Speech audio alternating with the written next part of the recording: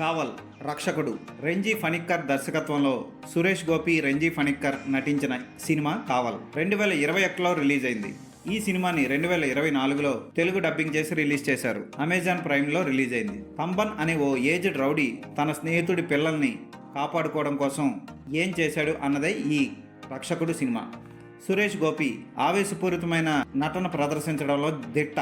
Renji Panikkar Anthony పాత్ర చాలా సాఫ్ట్గా సాగుతూనే వైలెన్స్ చేస్తూ ఉంటుంది. ఈ సినిమాలో ఈ ఇద్దరు స్నేహితులు కలిసి లోకల్ డాన్స్గా ఎదిగి ప్రజలకు సాయం చేస్తూ ఉంటారు.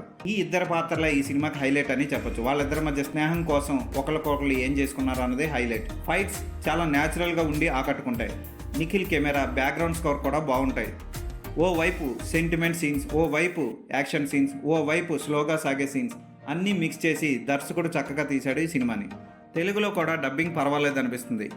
తెలుగు పాటలు మాత్రం అంత గొప్పగా లేవు, బాబోయ్ అనిపిస్తాయి. కొన్ని చోట్ల మనకు కన్నీళ్ళు వస్తాయి. అటువంటి ఎమోషనల్ సన్నివేశాల్లో చాలా డీసెంట్గా నటించారు సురేష్ గోపి.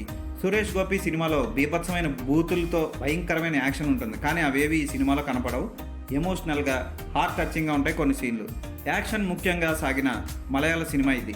మలయాళ యాక్షన్ సినిమాలు ఇష్టపడే వాళ్ళు కంపల్సరీ మిస్ కాకండి. ఫోటోగ్రఫీ బాగుంటుంది, ఎడిటింగ్ కొంచెం చేయాల్సి ఉంది. క్లైమాక్స్ అంతగా ఆకట్టుకునే విధంగా తీయడంలో దర్శకుడు ఫెయిల్ అయ్యాడని చెప్పొచ్చు.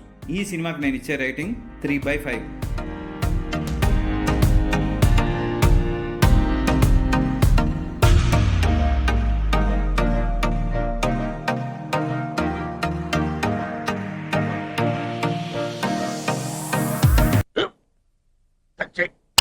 మన స్కూల్ బెంచ్ లాగా ఎంత గట్టిగా ఉందోరా?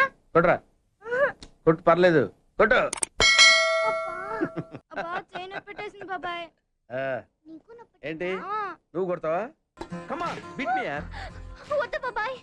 వాణ్ణి నేను కొట్టడం లేదమ్మా, వాణ్ణే నన్ను కొట్టమంటున్నాను. నువ్వేం కంగారు పడక్కర్లేదు. అడుగుతావేంటి?